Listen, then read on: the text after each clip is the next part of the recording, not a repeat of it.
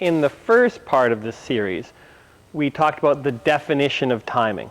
And the definition of timing that we came up with was also the goal that we're shooting for. And that's a centered impact in an ideal relationship to your body for the shot you intend to hit. In this part of the series, what we're going to be looking at is, what if your timing's off? Some days you'll go out and you feel like the ball's huge, you're striking clean. Other days you feel like an alien on the court, that you can't time anything. So when your timing goes off, what are some of the things that you can do in order to fix your timing? That's what we're looking at today. When we watch recreational players play, we can see the challenges they have with timing, how they struggle to create a good relationship between them and the ball.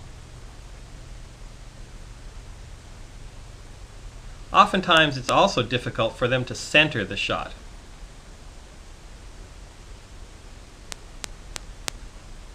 Let's look at a few solutions that are going to allow us to help our timing.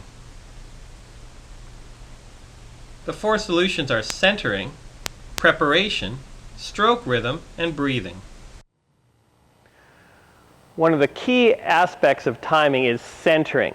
If I can use the responsive area of my strings, I'm going to get the most control and the most power. Just like in the old days, coaches used to say, watch the ball. For us, the old trick of just trying to read the name on the ball, what it does is helps you to track the ball the whole way, helps you to keep your head still so your vision is better. You can't actually read the ball, but it has a bunch of benefits that are still useful. So that's one trick for centering the ball. The other is a little tool that you can use for centering. Take 2 stickers and put them in the center of the strings stuck to each other on either side. What this will do is, if the player hits dead center, it will make a different sound, helping them to be aware of when they center the ball and when they don't. Another key aspect for helping your timing is your setup. Now, setup is being in the right place at the right time with the right preparation. And this video is not about preparation, but of course if you prepare before the ball bounces and everything's all set, that's going to help you. Use the bounce of the ball as a guide. Make sure all your preparation is complete before the ball bounces on your side of the court.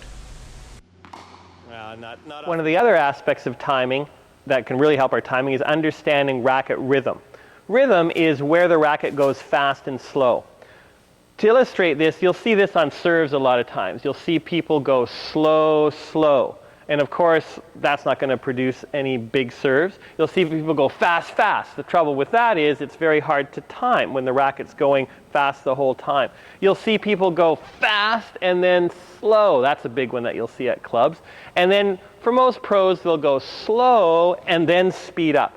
And you'll see that slow, fast, or sometimes fast, slow, fast. You'll see that rhythm a lot with top players. And the benefits of that I'll illustrate in a second here. The goal of the illustration is for the player in white to put his finger through the circle made by the player in red as fast as possible.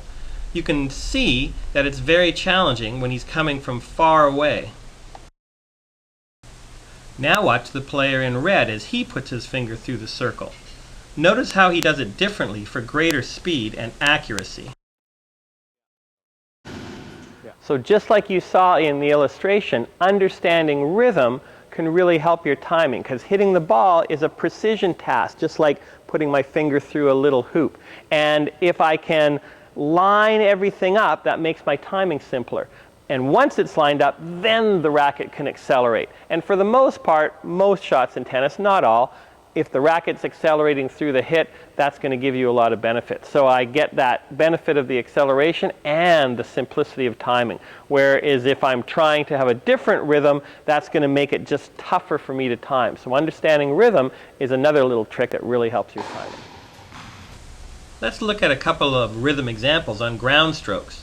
Here's a fast, fast rhythm, which is very difficult to time with the racket moving constantly, that speed. Here's a fast, slow rhythm.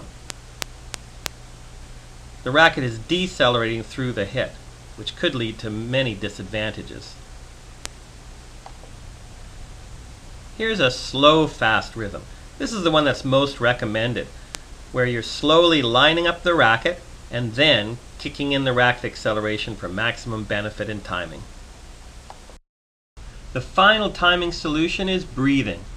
If you exhale at the same moment as you impact, it will relax your body and synchronize your timing.